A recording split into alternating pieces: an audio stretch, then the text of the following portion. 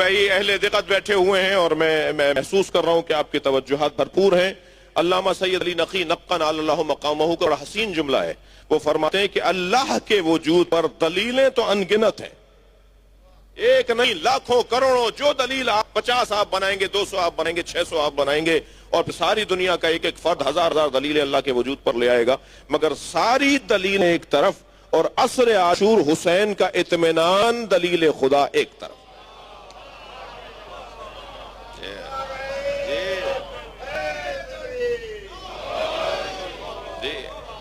اب وہ حسین ابن علی جو وجود الہی پہ دلیل ہے، وہ میرے مولا جو وجود الہی پر دلیل ہے، اس حسین ابن علی نے اگر کسی کو راز سونپے ہو تو اسے زینب کہا جاتا ہے. اللہ اکبر. بحث اللہم صل علی محمد وآل محمد. بی بی کو میرے مولا نے عصر عاشور اسرار امامت سونپے. سنگین بات ہے، سنگین بات ہے. اس کو جو ہے وہ ہضم کرنا بہت مقدمہ چاہیے، اس کے لیے صحت کاملہ چاہیے، ورنہ بیمار آدمی ہضم نہیں کر پائے. صلوات پڑھے ذرا محمد و آل محمد پر.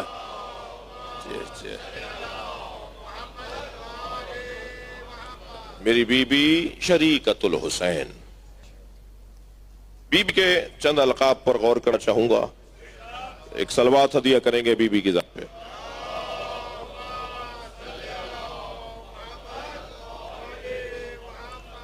عزیزان گرامی، سیدہ کے بی بی کے 61 القاب بیان کیے گئے.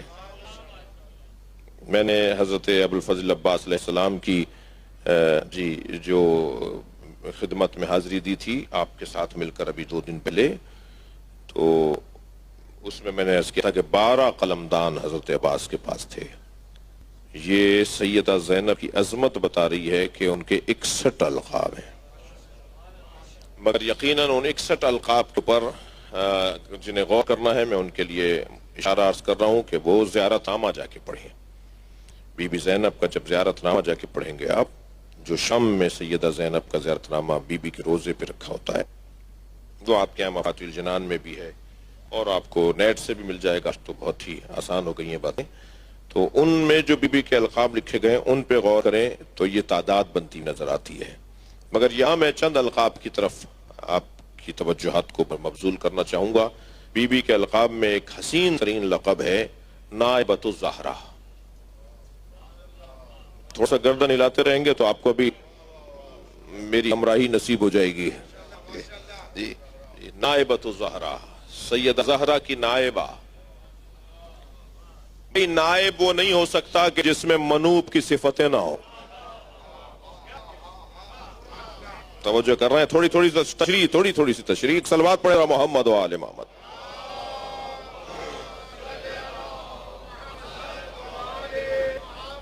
آپ ذرا غور فرمائیں، کبھی بھی کوئی پڑھا لکھا انسان جاہل کو اپنی جگہ نہیں بٹھائے گا.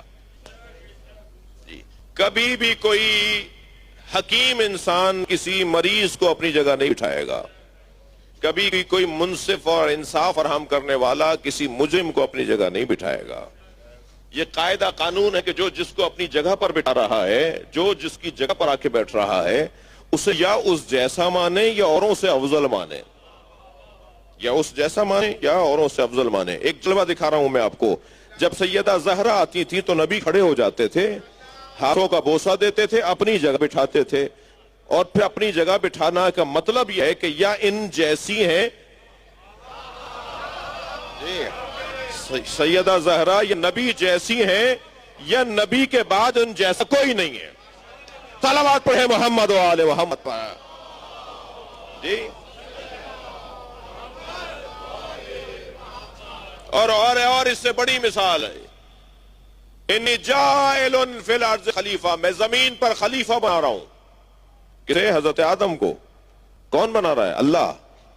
تو جو اللہ اپنا خلیفہ حضرت آدم کو بنا رہا ہے تو وہ صفات الہی کا جلوہ گر بن کر آئے گا.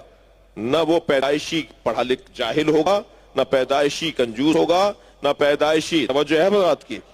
وہ صفات جو اچھا اللہ کا خلیفہ کیا مطلب ہے؟ علی اللہ کی جگہ بیٹھنے کے لیے نہیں آئے. اللہ کی تو کوئی جگہ ہی نہیں ہے. میں گیا جناب مفتی اسحاق صاحب کے پاس, میرا بڑا پیار تھا ان سے, میرے بزرگ تھے, ہمارے دیوبندی عالم دین تھے. تو فیصل آباد میں ان کی خدمت میں کئی دفعہ جانا رہا, ٹیلی فونک رابطہ تھا, جیسے ابھی جناب مولانا طارق جمیل صاحب سے. میں تو ان کا شکریہ ادا کرنے کے تھا کہ انہوں نے گلدستہ اہل بیت نامی اہل بیت کی عظمت پہ کتاب لکھی ہے. تو مولانا کے پاس میں گیا, وہ کہنے لگے کہ آپ لوگ جو علی اور ولی اللہ تک کلمہ پڑھتے ہیں ٹھیک پڑھتے ہیں. میں نے کہا مولانا دلیل کیا ہے؟ کہنے لگے علی اللہ کے ولی ہیں. میں نے اپنے مجمع سے پوچھا کہ علی اللہ کے ولی نہیں ہیں؟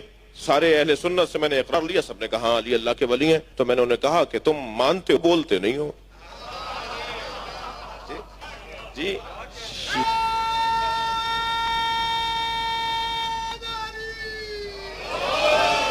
میں نے کہا مفتی صاحب ہم تو خلیفتہ بلا فصل بھی کہتے ہیں. جو کہنے لگے آپ یہ بھی ٹھیک کہتے ہیں. میں نے کہا جی دلیل کیا ہے؟ کہنے لگے دلیل یہ ہے کہ خلیفہ مصطفیٰ کا مطلب ہرگز نبی کی جگہ بیٹھنا نہیں ہے. اس لیے کہ اللہ نے حضرت آدم کو خلیفہ بنایا, تو کیا اللہ کی کوئی جگہ ہے؟ خلیفہ کا مطلب جگہ پر بیٹھنے والے کو نہیں کہا جاتا, خلیفہ کا مطلب ہے نمائندہ. اور نمائندہ تو جہاں جا کر بیٹھ جائے وہ نمائندہ ہے. جی جہاں جا کے بیٹھ جائے وہ نمائندہ ہے. تو حضرت علی نبی کے خلیفہ ہیں, اور وہ جو 3 دور گزرے ہیں ان تینوں دوروں میں بھی علی ہی خلیفہ ہیں. صلوات پڑھیں گے محمد و آل محمد پر.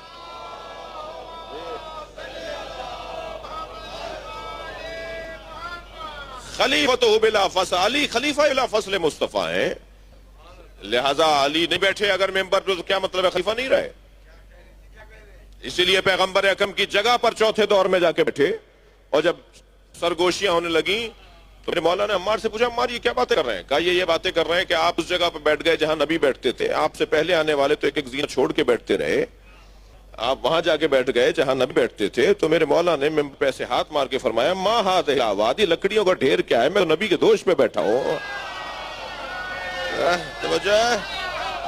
صلوات پڑھیں محمد و آل محمد پر. یہ نائبۃ الزہرا. اب میں آپ سے اور تھوڑی سی دقت چاہوں گا. عزیزو, نبی کی جگہ بیٹھنے والی کو زہرا کہتے ہیں, زہرا کی جگہ بیٹھنے والی کو زینب. نائبۃ الزہرا, بی بی زینب کے لقبوں میں ایک لقب نائبۃ الزہرا. نائبۃ الزہرا کا تشریحی لقب ہے ثانی زہرا. یہ تشریحی لقب ہے, یعنی ہم کبھی کہیں گے جناب زینب کو نائبۃ الزہرا اور کبھی کہیں گے ثانی زہرا. ثانی دوسری. البتہ میں مطالعہ کر رہا تھا تو ایک عارف کا ایک پہلو, ان کی فکر کا ایک پہلو تھا. وہ فرمانے لگے کہ نائبہ میں اور ثانی میں فرق ہے. نائبہ اور ثانی کے اندر ایک ظریف سا فرق یہ ہے کہ ثانی اول کے بعد کا مرحلہ ہے اور نائبہ اول ہی کا مرحلہ ہے. یعنی ابھی اول ختم ہی نہیں ہوا, ابھی وہی وجود باقی ہے, اس لیے نائبہ کہلائے گا. ثانی ایک دوسرا مرحلہ. بی بی کے القاب میں ایک لقب عدیلۃ الخامس. بی بی کا لقب تھک تو نہیں رہے؟ عدیلۃ الخامس, 5 ہستیوں کی عدیلہ. جی 5 ہستیوں کی عدیلہ. اچھا عدیلہ اور عادلہ میں فرق ہے. عادل برابر والے وجود کو کہا جاتا ہے. آپ ایک ترازو میں مثال کے طور پہ بادام ڈال دیجئے, ایک ترازو میں 1 کلو کا باٹ رکھ دیجئے, تو یہ جب تک اس 1 کلو کے باٹ کے برابر وہ بادام نہیں ہوں گے آپ کو ڈالنا پڑے گا, اور آپ ڈالتے ڈالتے حتیٰ ممکن ہے کہیں جا کر 1 دانہ ڈالنا پڑے جو اس کے بالکل برابر آ جائے. تو اسے اس کا عادل اور اسے اس کا عادل کہا جاتا ہے. پھر اسے معادلہ بھی کہا جاتا ہے, پھر اسے معدل بھی کہا جاتا ہے. اس خاندان کے الفاظ ہیں. ادیب حضرات بیٹھے ہیں تو مجھے تو خربوزے کو دیکھ کے خربوزہ رنگ پکڑتا ہے, تو مجھے تھوڑا سا شوق بھی ہو رہا ہے کہ ذرا ان کے سامنے بات کر لوں کہ جو برابر کا وزن ٹھیک ہے. اور بعض اوقات کیا اکثر اوقات آپ نے بادام کے تولنے کے لیے آپ نے باٹ رکھے نا, تو کیا یہ باٹ کی قیمت بھی اتنی ہے جتنی بادام کی ہے؟ جی, اس کی بھی وہی حیثیت ہے جو بادام کی ہے, اس کی وہ حیثیت نہیں ہے جو بادام کی ہے. یہ تو پرکھنے کے لیے, تولنے کے لیے, سمجھنے کے لیے کہ اس کا وزن کتنا ہے, یہ اس کے برابر نہیں ہے, اس کی کوئی حیثیت برابر نہیں ہے. لیکن جسے عدیل کہا جائے گا وہ ہے کہ جن کی حیثیت برابر ہو. مثال کے طور پر صلوات پڑھے ذرا محمد و آل محمد. جی, بڑی نہایت آپ کی توجہات کا شکر گزار ہوں. مثلا اس ترازو میں آپ نے بادام ڈالے اور اس ترازو میں آپ مثلا اخروٹ ڈال دیں, کچھ قریب ذہن کرنے کے لیے اثر رہو, تو کہا جائے گا یہ عدیل ہے ایک دوسرے کے, یعنی جو قیمت اس کی ہے وہی قیمت اس کی ہے, ایسے ہی ہے. لیکن اگر اس کو ہٹا دیا جائے تو یہ عدیل نہیں ہے, یہ ترازو ہے, پلڑا ہے, مثال کے طور پر ویٹ ہے, وزن ہے. اچھا, یہیں ایک جملہ کہہ دوں کہ انسان کو اپنی قدر اور اپنی قیمت کا بھی پتہ ہونا چاہیے. اسے اپنے مکان کی قیمت تو پتہ ہے, اسے اپنی گاڑی کی قیمت تو پتہ ہے, اسے اپنی زمین کی قیمت تو پتہ ہے. یہ تو بتا دیتا ہے یہ گھڑی میں نے جو پہنی ہوئی ہے وہ 1 لاکھ روپے کی ہے, یہ تو بتا دیتا ہے جو پین میری جیب میں لگا ہوا ہے وہ مثال کے طور پہ چاندی کا اور سونے کا ہے. لیکن کبھی یہ تو بتائے کہ میں کتنے کا ہوں, کبھی اپنی قیمت بھی تو بتائے نا, اسے اپنی قیمت بھی تو پتہ ہونی چاہیے. اب ہماری قیمت ہمیں کیسے پتہ چلے گی؟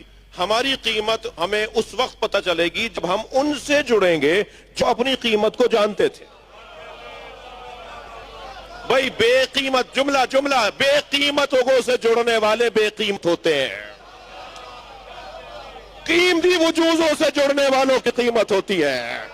صلوات پڑھے محمد و آل محمد پر. جی جی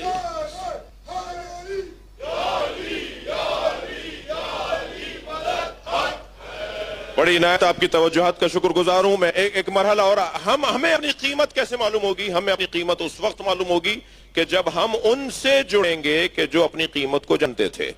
تو واقعاً ہم جڑے ہوئے ہیں انہی کے دروازے پر بیٹھے ہیں. اپنے امور زندگی کو چھوڑ کر آنا تو بہت چھوٹا کام ہے ان کے لیے. یہ جو اس وقت آپ نے خدمت کی ہے, اس وقت جو قربانی آپ نے دی ہے کہ ان کے نام پہ جمع ہیں, یہ بہت چھوٹی سی خدمت ہے, ان کی بہت معمولی خدمت ہے. تو ہم جن سے جڑے ہوئے ہیں وہ اپنی قیمت کو جانتے تھے, تبھی تو بستر پہ لیٹ کر نفس بیچا ہے. اب علی نے بتایا ہے کہ علی کی قیمت کیا ہے. دقت چاہوں گا عزیزان گرامی, علی بتائیں گے کہ علی کی قیمت کیا ہے. علی نے اپنی قیمت بتائی ہے, میرا وجود اللہ کی مرضیوں کے برابر ہے. اللہ اکبر. جی اللہ کی مرضیوں کے برابر علی کا وجود ہے. اب میرے مولا نے اپنی قیمت بتائی, مولا ہم آپ کی بارگاہ میں بیٹھے, ہماری قیمت پتہ چلے, ہماری قیمت کیا ہے. میرے مولا نے اب ہمارا دام لگانے کے لیے, اچھا ہوتا ہے جب بڑا کاروباری جو ہوتا ہے, جی قرآن کے الفاظ ہیں ورنہ میں نہ بولتا, یہ بیچنے اور خریدنے کے معاملات قرآن نے بیان کیے ہیں. اپنے آپ کو بیچنا, اللہ کی مرضیوں کو خریدنا. وَمِنَ النَّاسِ مَن يَشْرِي نَفْسَهُ ابْتِغَاءَ, کچھ لوگ ہیں جو اپنے آپ کو بیچتے ہیں. تو یہ بیچنے اور خریدنے کے الفاظ قرآن میں. تو اب جو اچھا کاروبار کرنے والا ہوتا ہے, جو اچھا بزنس کرنے والا ہوتا ہے, وہی چھوٹے بزنس کرنے والوں کو سکھاتا ہے. ایسا ہی ہے نا. جناب خدیجہ سیدۃ التجار تھی, تاجروں کی سیدہ تھی. بی بی طے کرتی تھی کہ فلاں جنس کی قیمت کیا لگے گی بازار میں. جی بازار عکاظ جب لگتا تھا مکے میں تو سارے تاجر جب جمع ہو جاتے تھے, انتظار ہوتا تھا فلاں نہیں پہنچا, ابھی فلاں نہیں پہنچا, اس لیے ابھی مارکیٹ نہیں کھلے گی, ابھی وہ ایکسپو سینٹر نہیں کھلے گا اس وقت کے حساب سے. جی تو ابھی وہ نمائش نہیں شروع ہوگی, نمائش گاہ نہیں لگے گی ابھی. تو بی بی کے ہاں پہلے نشست ہوتی تھی.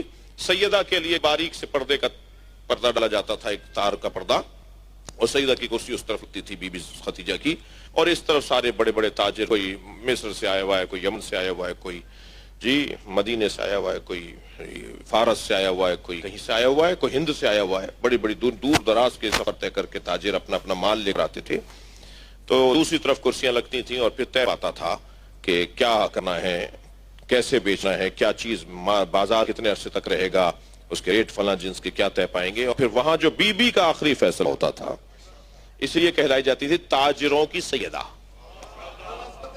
جی جی اللہم صل علی، شکر گزار ہوں آپ کا، میں کچھ منزل پر آپ کو لے کر آ رہا ہوں۔ اب بھی جیسے بی طے کرتی تھی نا، ایسے ہی اللہ سے جب کاروبار کرنے والا وجود ہے وہ جناب امیر المومنین کا وجود ہے۔ یہ گھرانہ سارا اللہ سے کاروبار کرتے ہیں، ان کا کاروبار اللہ سے ہوتا ہے۔ تو جو اچھا کامیاب تاجر ہوتا ہے وہی بھی چھوٹے تاجروں کو سکھا رہا ہے کہ کیسے تمہیں اپنے ریٹ لگانے ہیں۔ اب میرے مولا فرماتے ہیں کہ خبردار اپنے آپ کو لا تبی نفسک، اپنے نفس کو نہ بیچنا الا الجنہ، کم سے کم جنت کے عوض۔ تمہاری کم قیمت میں بتاتا ہوں، محنت کرو زیادہ لگوا لینا۔ میرے مولا نے ہماری کم سے کم قیمت بتائی ہے، اس سے نیچے آؤ گے تو خسارے میں رہو گے، اس سے کم بچو گے اپنے آپ کو تو خسارے میں رہو گے۔ زیادہ سے زیادہ تمہاری قسمت، زیادہ سے زیادہ تمہاری محنت، زیادہ سے زیادہ تمہارا شوق۔ میرے مولا نے فرمایا خبردار اپنے آپ کو نہ بیچنا الا الجنہ، جنت سے کم۔ مولا یہ تو آپ نے کم سے کم قیمت بتائی ہے، زیادہ سے زیادہ کیا ہے؟ اور جب نہیں آواز آئے زیادہ سے زیادہ وہی ہے جو میری لگی ہے۔ مجھ سے زیادہ قیمت کس کی لگی ہے؟ مجھ سے زیادہ قیمت، سب سے زیادہ قیمت میری لگی ہے کہ میں نے اللہ کی مرضیوں کو خرید لیا ہے۔ اب ذرا اس آیت کریمہ کو جو سورہ زمر کی آیت ہے اس پر توجہ کریں۔ آیت کہتی ہے کہ جب جنت کی طرف جنتیوں کو لے جایا جا رہا ہوگا تو وہ نہیں جائیں گے، انہیں دھکا دے کر لے جایا جائے گا۔ وَسِيقَ الَّذِينَ اتَّقَوْا رَبَّهُمْ إِلَى الْجَنَّةِ زُمُرًا، ان لوگوں کو جنہیں جنت دے دی گئی ہوگی، جن کے ہاتھ میں نامہ، توجہ چاہوں گا، جن کے ہاتھ میں نامہ عمل آ چکا ہوگا اور ان کا نتیجہ کار آ چکا ہوگا کہ اب انہیں جنت میں بھیجا جائے۔ سورہ زمر میں آیت یہ کہہ رہی ہے انہیں دھکا دے دے کے لے جایا جائے گا، وہ جنت میں نہیں جا رہے ہوں گے۔ بھائی دوزخ میں دھکا دے کے لے جایا جائے گا تو سمجھ میں آتا ہے، جنت میں دھکا دے کر لے جایا جائے گا یہ کیسے سمجھ میں آئے گا؟ تو کم سے کم یہ طے ہو گیا کہ جنت ان کی کم قیمت لگی ہے۔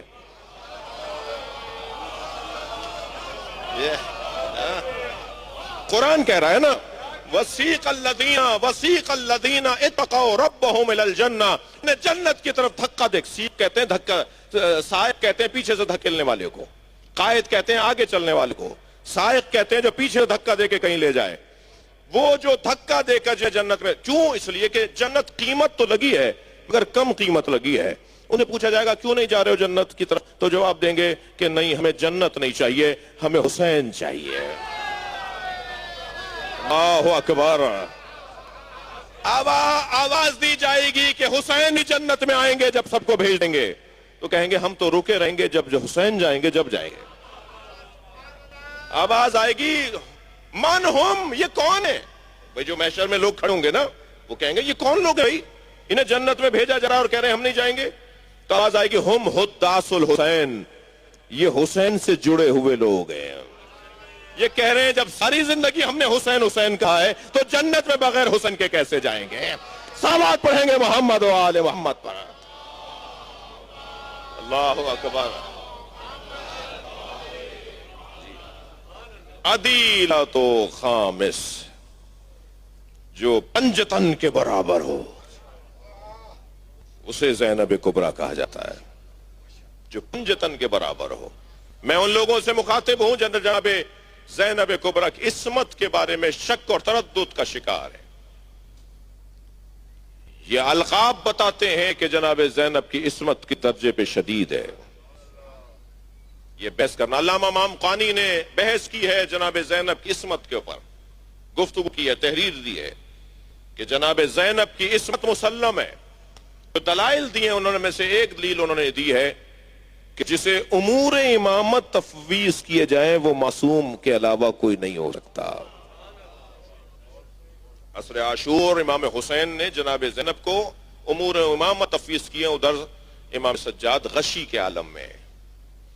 یہ بہت بڑی راز کی بات ہے. عدیلہ خامس فرماتے ہیں اہل بیت پر 4 راتیں شدید آئی ہیں، مگر کسی ایک رات میں علی تھے اور کسی ایک رات میں علی نہیں تھے اور حسن تھے، اور کسی ایک رات میں حسن تھے اور کسی ایک رات میں حسین تھے اور حسن نہیں تھے، مگر ان 4 مصیبت کی راتوں میں زینب 4 میں تھی. یہ اتنا بڑا مضبوط وجود ہے. اصلها ثابت ذہن میں رہے میرے سننے والوں کے، اتنا مضبوط وجود ہے. وہ 4 مصیبت کی راتیں ایک شب رحلت مصطفیٰ، سرکار جہاں کی رحلت کی جو رات تھی وہ اہل بیت پہ بڑی شدید رات تھی، کائنات پر شدید رات تھی. پھر فرماتے ہیں دوسری رات جو اہل بیت پہ شدید رات تھی وہ شب دفن زہرا، جناب زہرا کو جب مولا علی قبر کے حوالے کر کے آئے وہ اہل بیت پہ شدید رات تھی. اور پھر تیسری شدید رات 21 رمضان روز شہادت امیر المومنین، اور پھر چوتھی رات شام غریبہ. ان 4 راتوں میں جو ایک ذات 4 راتوں میں مصیبت کو دیکھتی رہی وہ جناب زینب. یہ عدیلہ خامس کا میں تشریح کر رہا ہوں. عدیلہ خامس یعنی جو سارا کام، جو کام پنجتن نے مل کر کیا ہے وہ جناب زینب نے تنہا کیا ہے. جو جناب زینب نے خامس عدیلۃ الخامس، 5 کی عدیلہ، 5 کی عدیلہ. آگے بڑھوں. اسی عدیلہ الخامس کی ایک تشریح یہ کی ہے کہ خامس سے مراد 5واں ہے. 5 خمسہ کہتے ہیں ہم، خامس یعنی 5. تو یہاں خامس سے مراد خامس سے آلبا یعنی خامس سے مراد پنجتن نہیں ہے بلکہ حسین مولا ہیں. بعض تشریح کرنے والوں نے، اور وہ بھی ٹھیک ہے تو یہ بھی ٹھیک ہے، تو دونوں پہلو بیان ہونے چاہیے. عدیلۃ الخامس یعنی امام حسین کی عدیلہ، یعنی ہم وزن حسین، جو وزن اللہ نے حسین ابن علی مولا کو دیا ہے وہی وزن جناب زینب کو دیا ہے. اس ہی قول کی تشریحی قول، اسی قول کا تشریحی قول ہے، اسی ہی لقب کا تشریحی لقب ہے شریکت الحسین. شریکت الحسین کہیے یا عدیلۃ الخامس کہیے، 5ویں کی عدیلہ یعنی امام حسین 5ویں ہے نا پنجتن میں، اور یا شریکت الحسین کہیے. اور آگے بڑھوں. بی بی کے القاب میں ایک لقب ہے ملکۃ النساء، جی سیدۃ النساء، ملکۃ النساء، جی ملکۃ العرب، ملکۃ النساء. یہ بی بی کے القاب میں عورتوں کی ملکہ، خواتین کی ملکہ. مالکہ بھی مؤنث کے لیے استعمال ہوتا ہے اور ملکہ بھی مؤنث کے لیے استعمال ہوتا ہے، مگر دونوں میں فرق ہے. مالکہ اس مالک خاتون کو کہا جاتا ہے کہ جو ماضی میں مالکہ نہیں تھی مگر آج ہو گئی تو مالکہ ہے، لیکن ملکہ اسے کہتے ہیں جو جب سے ہے تب سے ملکہ ہے. بڑی عنایت. ایک سوال تھا